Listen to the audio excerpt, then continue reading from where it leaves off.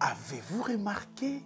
Admirez-vous ce qui se passe dans ces deux récits? Comprenez-vous? Tombez-vous amoureux de la parole de Dieu, des similitudes qu'il y a entre la route d'Emmaüs et celle de Gaza? Remarquez-vous que ça soit à Emmaüs, une ville chaude, méprisée, où les disciples prenaient pour aller exposer leur déception et leur désespoir. Et de l'autre côté, à Gaza, où il y a un homme qui lit, lui aussi, il a quitté son Éthiopie natale pour venir célébrer la fête, mais il rentre dessus parce qu'il ne comprend pas ce qu'il lit.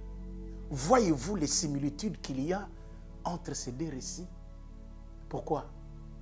Parce que le premier guide, vous remarquez, c'est celui qui initie, c'est celui qui initie la conversation. Remarquez-vous ça? C'est Jésus encore qui va écouter attentivement ces deux disciples perdus sur le chemin. Remarquez-vous cela, que qu'est-ce qu'il fait encore? Il prend le temps, après avoir écouté ces deux-là avec respect et attention, il prend le temps de leur expliquer. Avez-vous remarqué? Avez-vous remarqué que de la même manière, de l'autre côté, c'est Philippe qui court, c'est Philippe qui prend l'initiative, c'est Philippe qui pose des questions et c'est l'eunuque qui répond. Et Philippe est là comme son maître en train d'écouter cet homme avec respect et attention, et après il lui apporte la solution. Remarquez-vous que dans les deux cas, l'éclairage des Écritures, n'est-ce pas, permet à ce que pour les disciples d'Emmaüs de sortir de leur déception. Remarquez-vous cela, que l'éclairage leur a permis